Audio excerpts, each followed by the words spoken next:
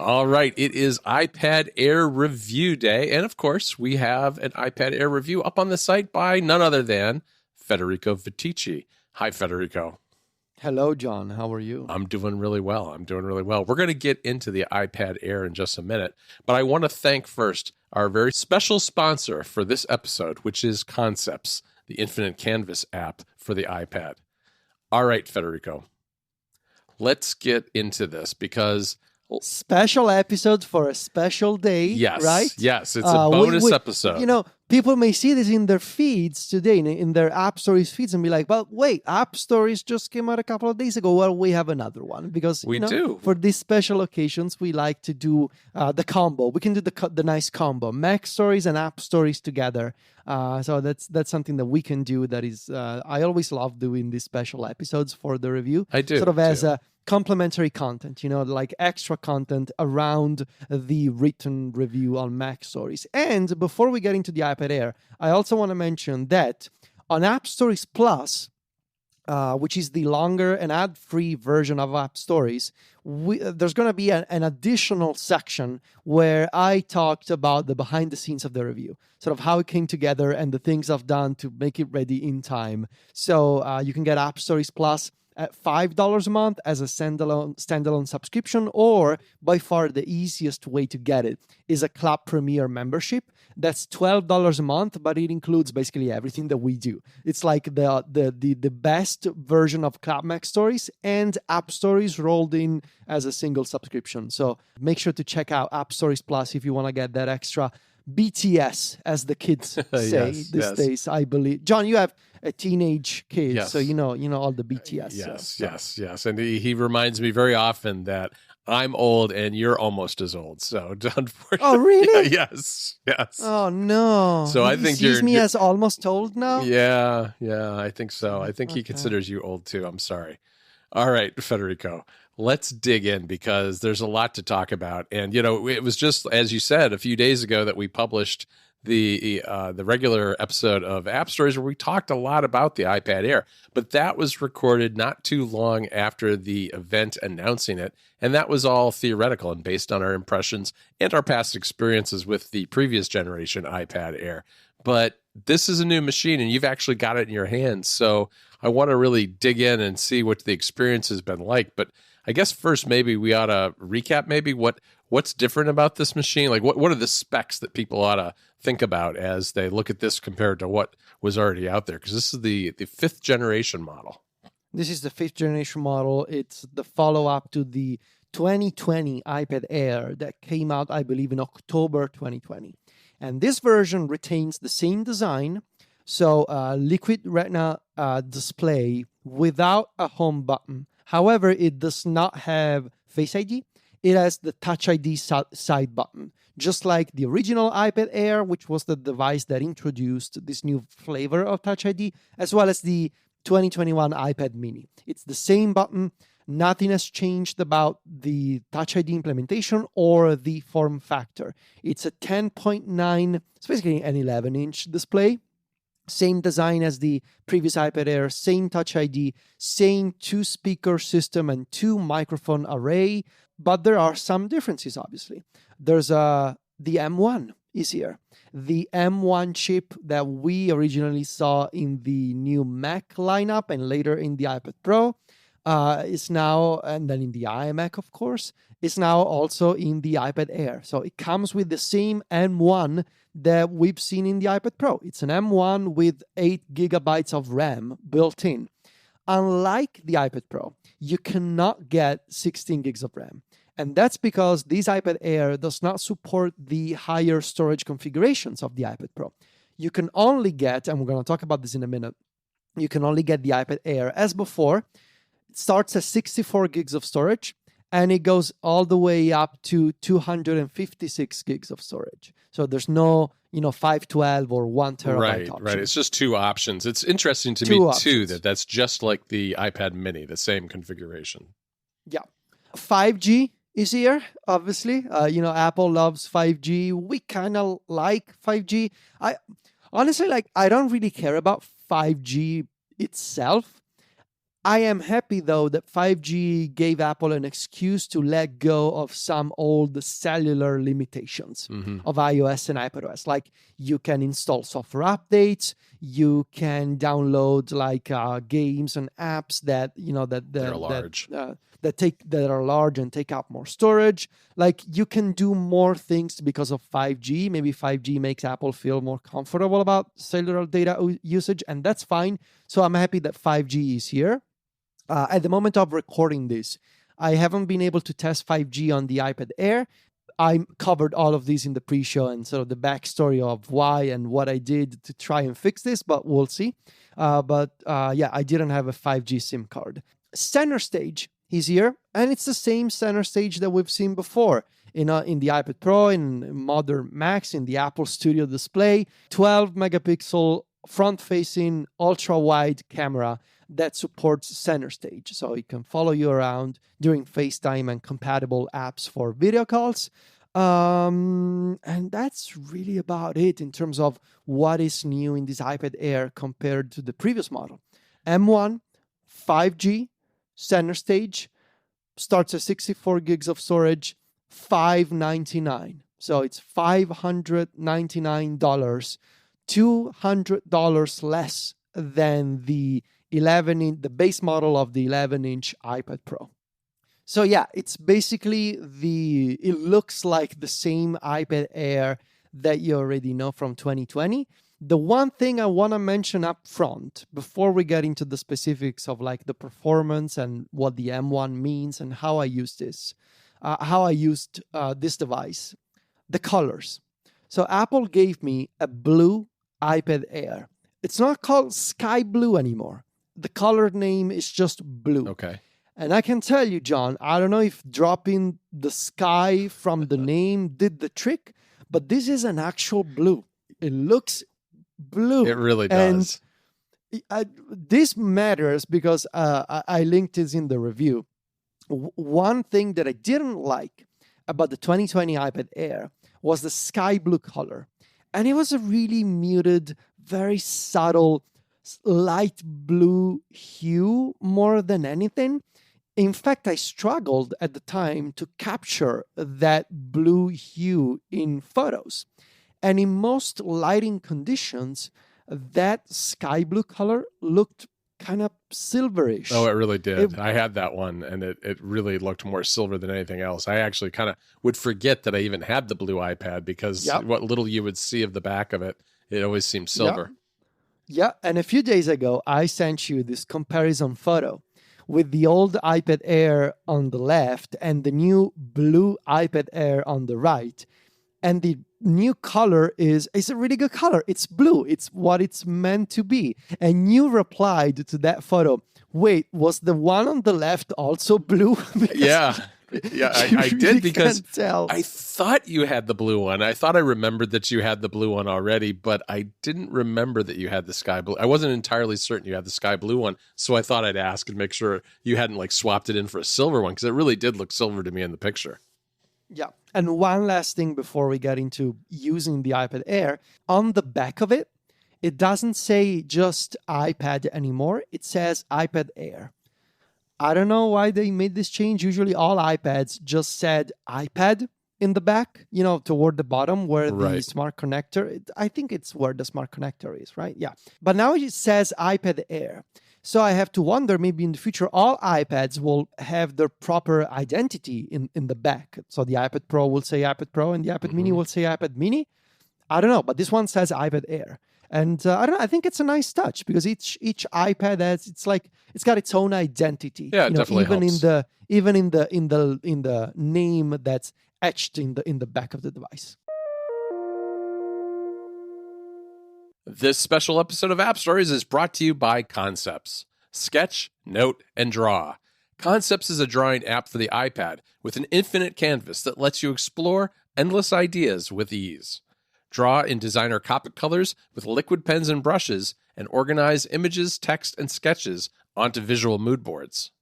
Used by creative professionals for visual thinking, note-taking, team communication, storyboarding, product design, and architectural planning, Concepts lets you sketch and share your ideas in the moment.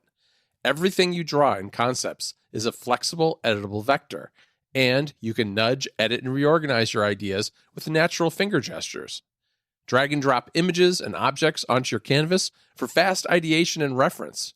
Use layers and grid layouts to organize your work, mark up PDF documents, and apply real-world scale for professional design projects. Export and share standard, high-resolution, and vector file types for flexible work between teams and apps. Concepts' built-in presentation mode lets you connect with others for live sharing and graphic-based discussion, too. Whiteboard virtually with teams and clients using apps like Zoom, then instantly share your discussion. The app comes free with basic sketching tools, with the ability to unlock over 200 libraries of brushes, objects, and services via a subscription or one-time purchase. To learn more about Concepts, visit their website today at concepts.app. Listeners of this show can enjoy a 1-month extended free trial by visiting concepts.app/MacStories. Again, that URL is concepts.app/MacStories. Our thanks to Concepts for their support of the show.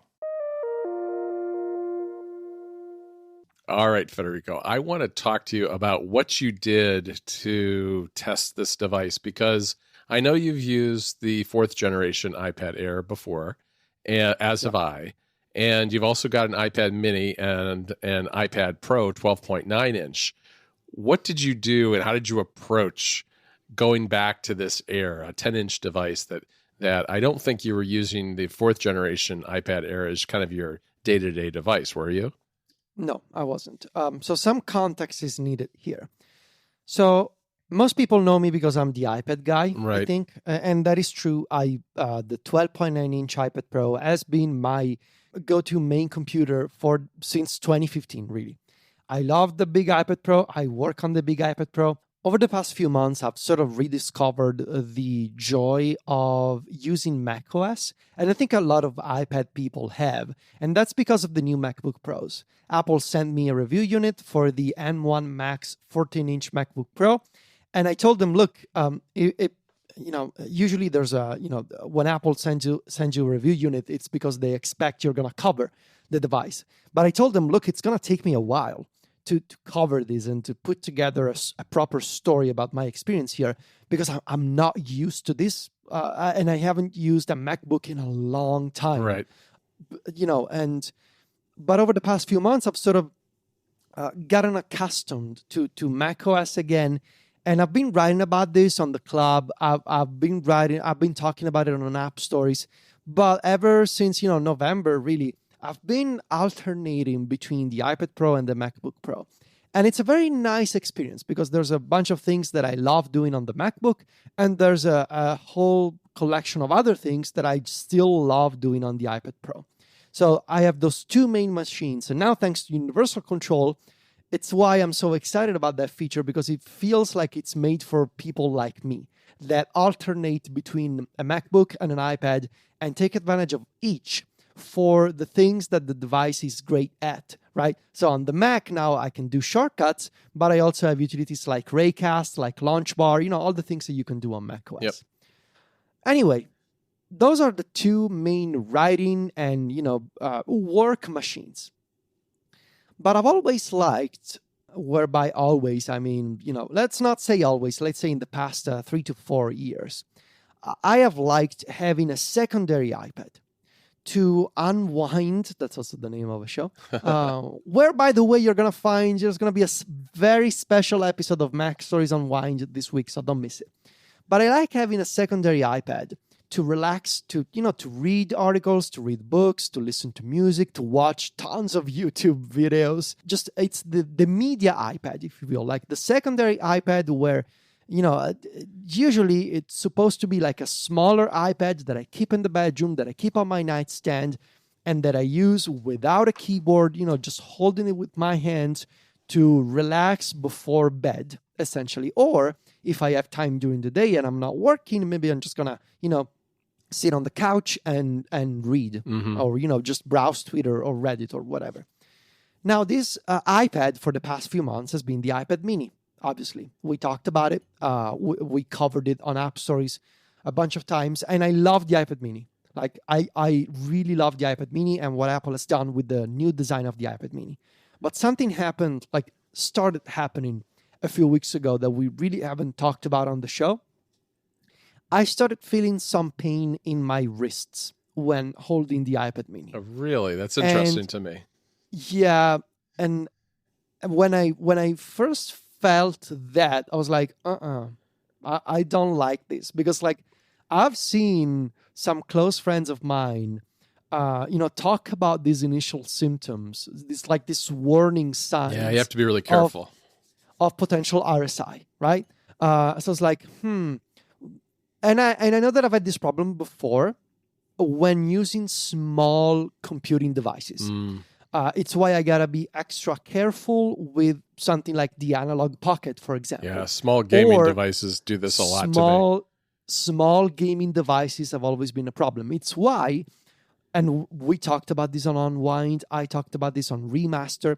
It's why when I was playing some old PSP games, rather than playing them on a PSP, I decided to play them on a PS Vita, because it's a bigger console. The PSP is too small, and it makes my, I feel the tension in my wrist and usually like in my thumb and index finger, that's not good, and I'm a writer.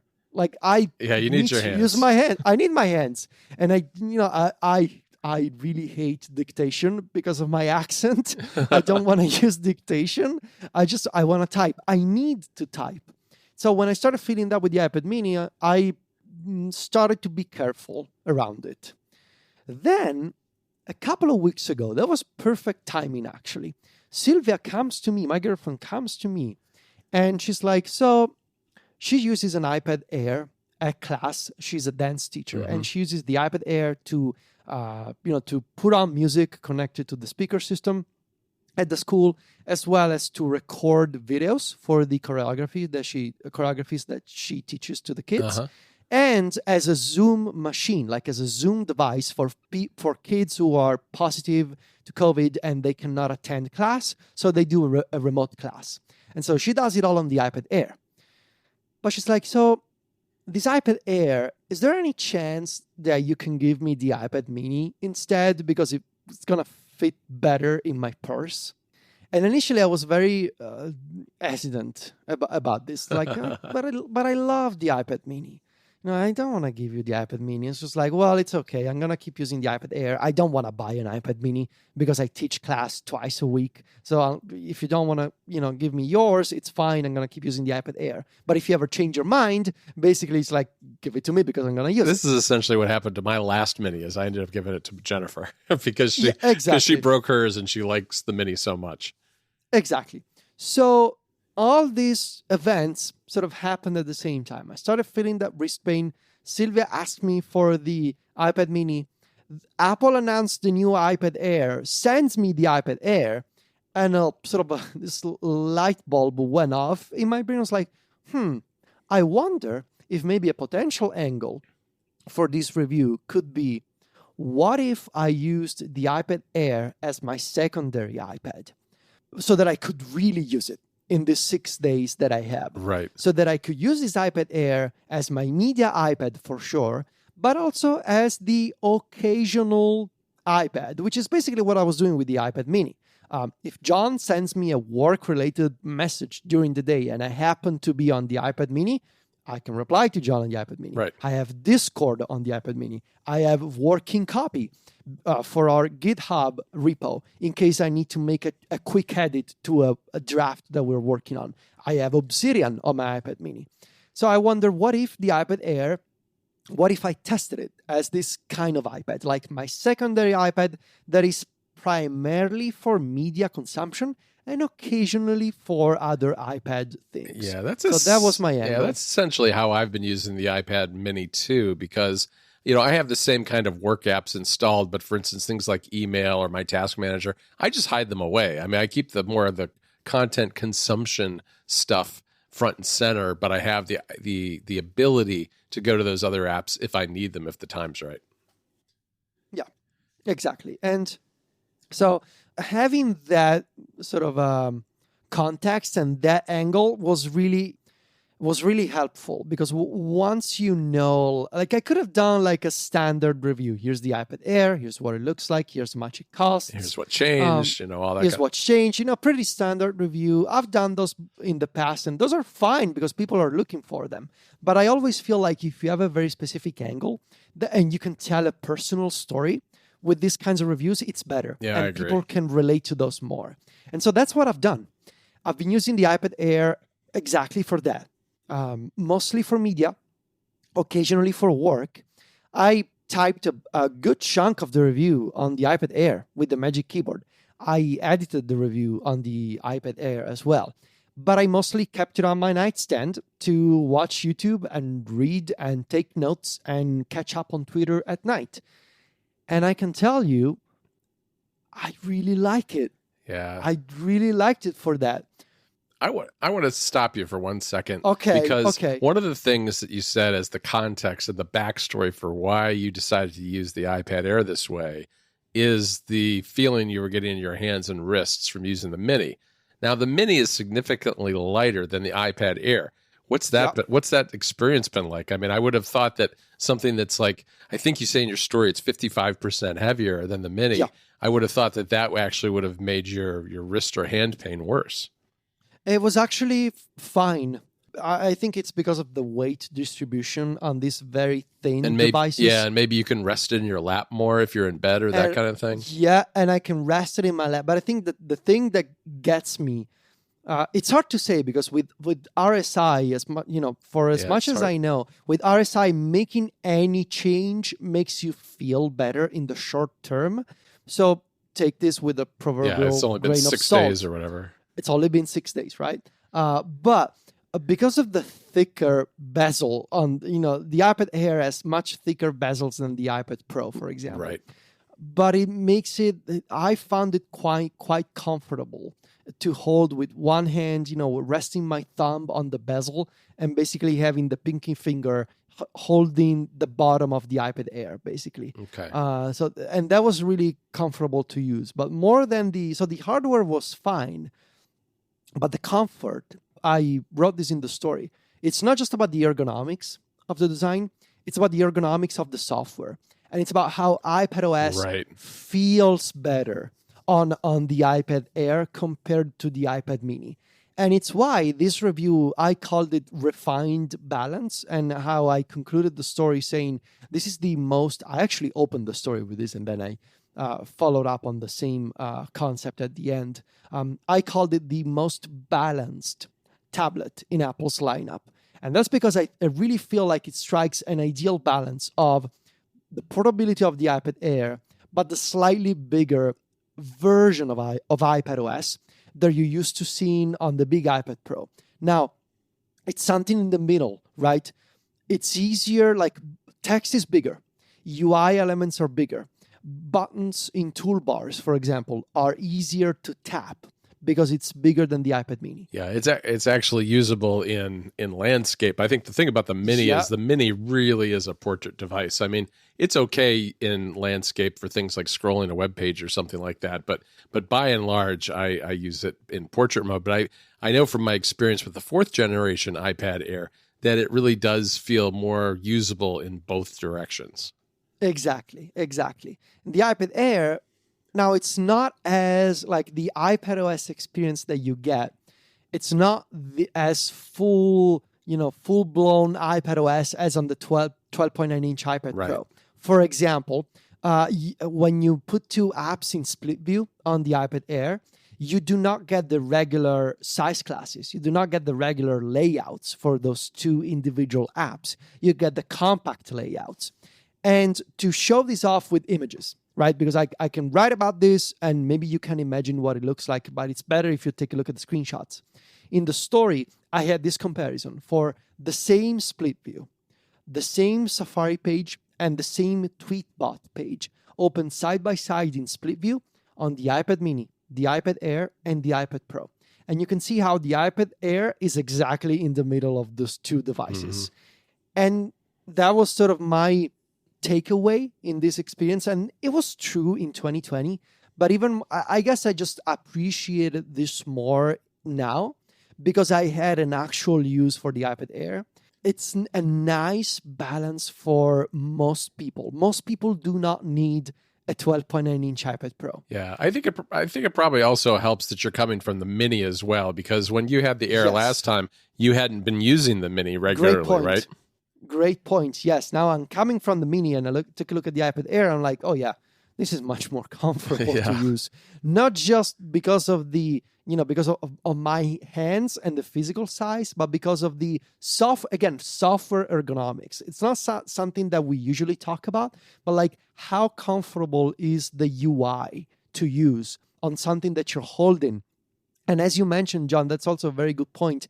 The iPad Mini is primarily a portrait device. You can use landscape mode on the iPad Mini, but it looks really strange. Especially if you get that keyboard up there, then you can't see anything. Yeah, especially if you get the keyboard up. And on the iPad Air, now it's not as, comfortable as the big iPad Pro, but it's much better than the Mini. I want to stick with the UI for a second, Federico, and ask you a little bit about your experience with Universal Control, because I've been using Universal Control a lot with the 12.9-inch iPad Pro.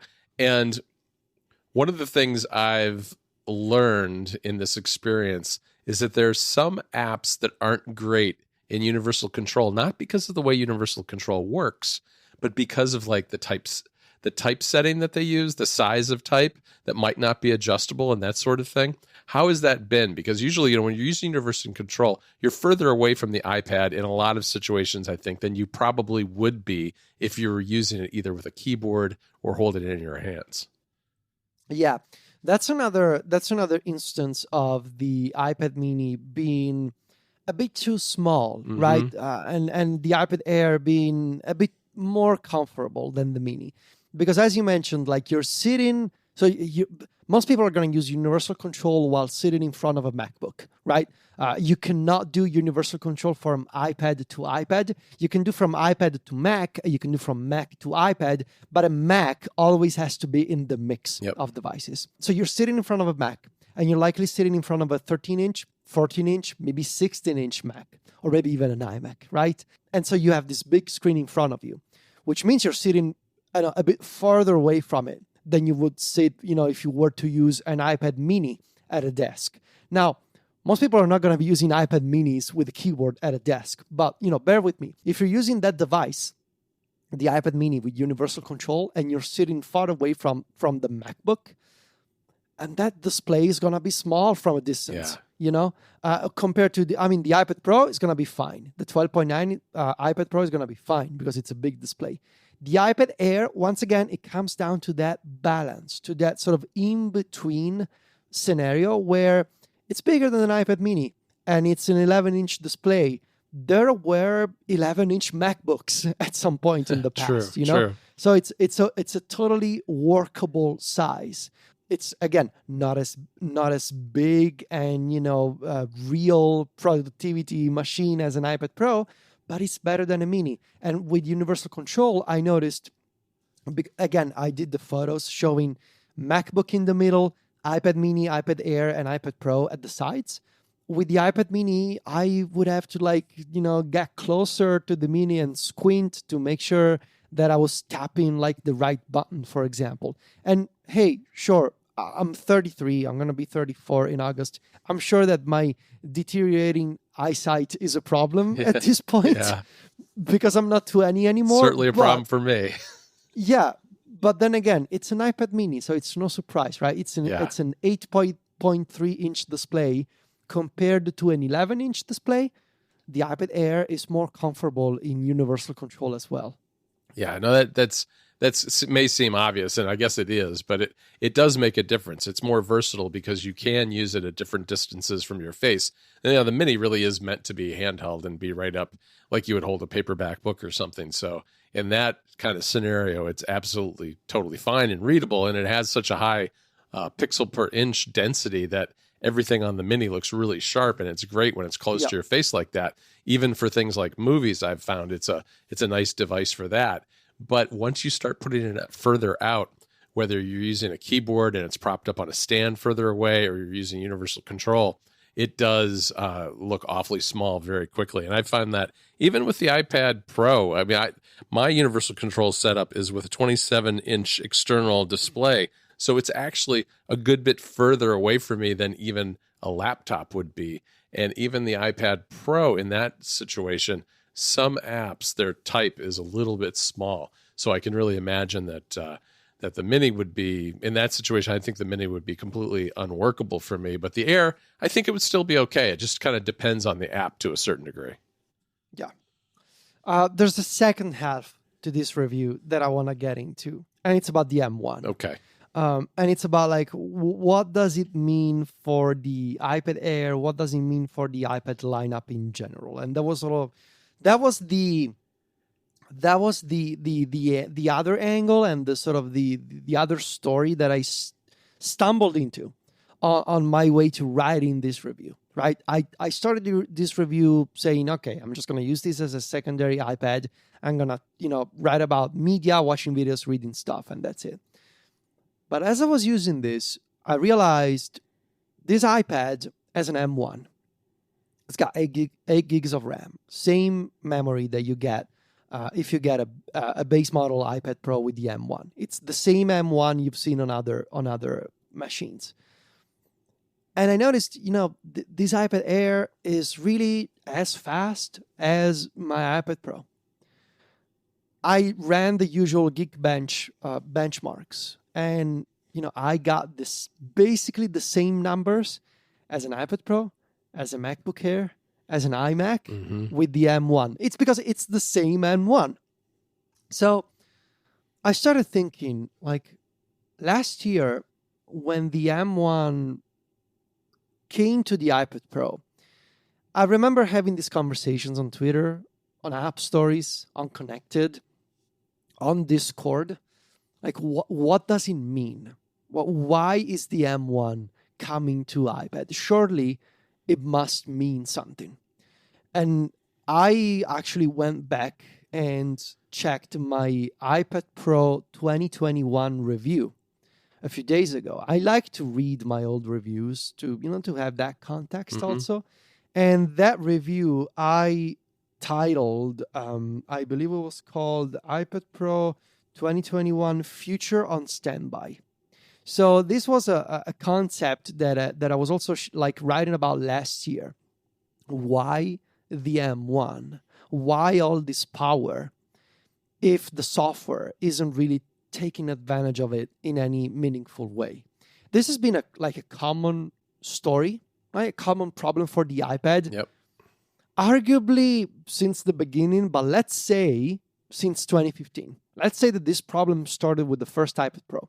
Beautiful hardware, really powerful hardware. Is the software really using it, right? It's a question that we've asked ourselves time and time again. And with the M1, that problem got much worse, because here you go with the same chip that you can find on any modern Mac. And on macOS, you can do some really wild things with the software.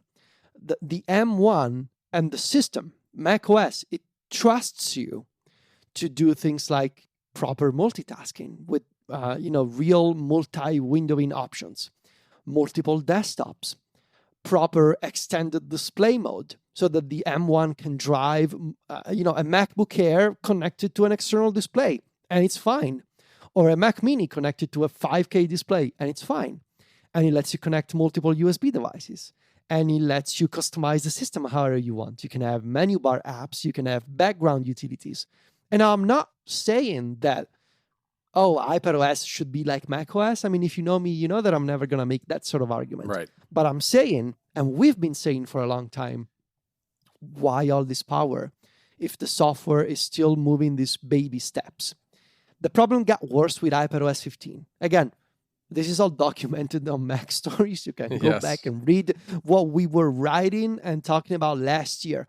iPadOS 15, I pretty much concluded that chapter of my review saying it simplifies a ton of things, a ton of common operations for a lot of people. It clarifies how multitasking works. It clarifies how multi-windowing works. It makes keyboard shortcuts more accessible. But that's it. iPadOS 15 made existing features easier to use, more accessible, better explained, but it didn't necessarily unlock anything new despite Right. the M1. And that was the thing that got me again with this iPad Air. Here we are, 17 months after the 2020 iPad Air. iPadOS 16 likely coming in a couple of months at WWDC. And last year we thought, oh, the M1, this must mean that Apple has big plans for the iPad and what it can do. But what if really the M1 meant nothing? And what if this is just the baseline? This is just what all modern, non-iPhone devices or non-Apple Watch devices from Apple get.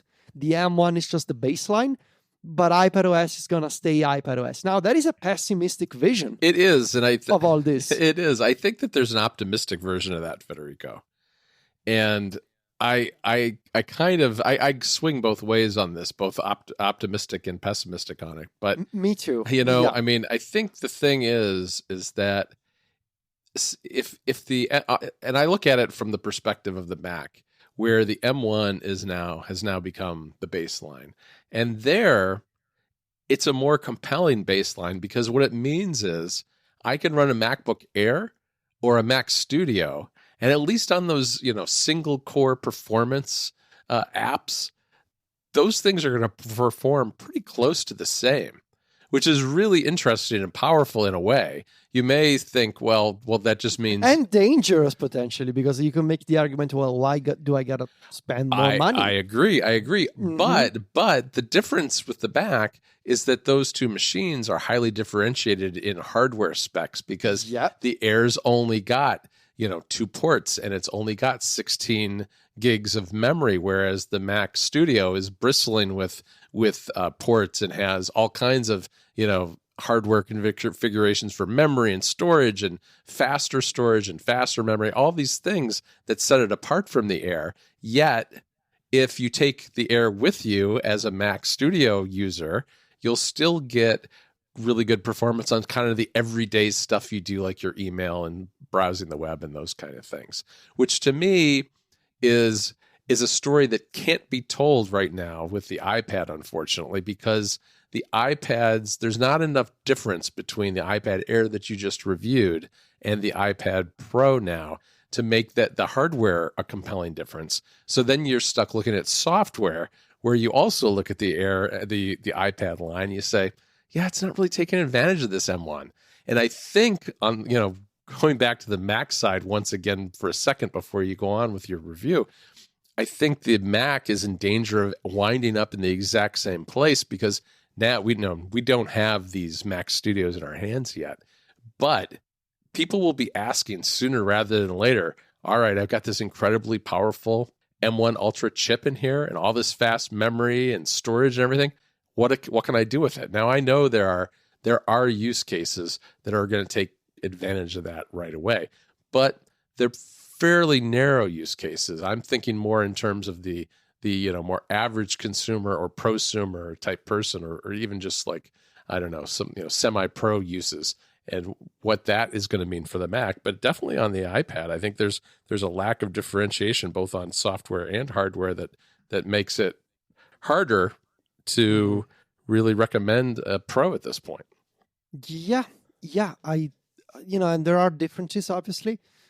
Promotion display, Thunderbolt for data transfers instead of the speakers. It's like if you have an ecosystem of Thunderbolt accessories and you've bought into that ecosystem, you cannot use those with the iPad Air. So you literally cannot switch to the iPad Air because your accessories are just not going to work.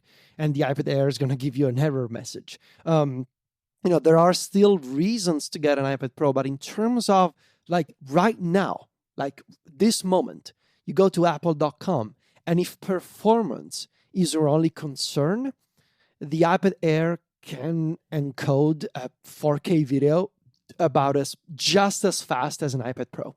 And that, I don't know, it makes me think, like, Sure, you can get a 12.9-inch iPad Pro, and it's going to have a better display. It's going to be the XDR display. But in terms of like the raw performance, you have the same M1, and this is an iPad Air, and that is an iPad Pro. I guess I would like to see, and this is how I landed in the conclusion. I feel like in many ways, iPadOS progress feels like, and by progress, I mean new things. It feels stuck to 2 years ago. It feels stuck to the iPadOS 13.4/iPadOS 14 era, right, when we got the pointer integration and multi-window. It feels stuck to 2020. And I feel like, especially now that I've seen a bunch of iPad people, I take a look at Chris Lawley, for example, and he did an excellent video about this a while back. And I've seen other iPad folks talk about this before. With the new MacBook Pros, I've seen a bunch of people switch over again and say, you know what? Things in iPad land are moving too slowly. And there are these incredible machines that are heavier, and they're not as portable as an iPad, but they let me work more and better and faster. And, they are super powerful. And the OS trusts me to do what I need to do. Now, there's always going to be a divide between macOS and iPadOS. And again, I am not implying, and I'm not saying that iPadOS should be macOS. But I just wonder, I openly wonder, and this is why I write these things in my reviews to start a conversation. I openly wonder, is it not possible to use the M1 to do more on iPadOS that is consistent and native to iPadOS? More things without sort of betraying the nature of the iPad. Because right now, I look at iPadOS 15, and it doesn't look that different from where we were 2 years ago. And now the iPad Air has the M1 as well. So I wrapped up the story saying, I feel like in many ways, 2022 is going to be a make or break year for iPad software. Because I've seen the beginning of this trend of people that maybe are not as invested in the iPadOS platform as some of us are or were, saying, you know what, I'm just going to use a MacBook now. And I'm tired of these limitations. And I feel like Apple still hasn't showed us why the M1 is important on the iPad Pro. And now even the iPad Air has it. So either it means something or it means nothing, and it's fine. But at that point, each of us will have to make our own decisions. Yeah, no, I absolutely hear you. That's definitely a big question for 2022. You want to wrap it up there? Yeah. Okay. All right, Federico, good conversation. Everybody check out. On that note, we're going to leave people with this open-ended question. What's going to happen? Who knows? We'll see.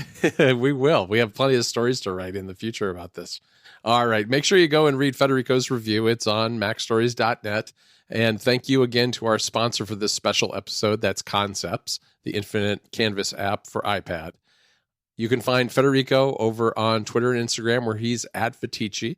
That's VITICCI. And I'm at John Voorhees, JOHNVOORHWS. Talk to you next week, Federico. Ciao, John.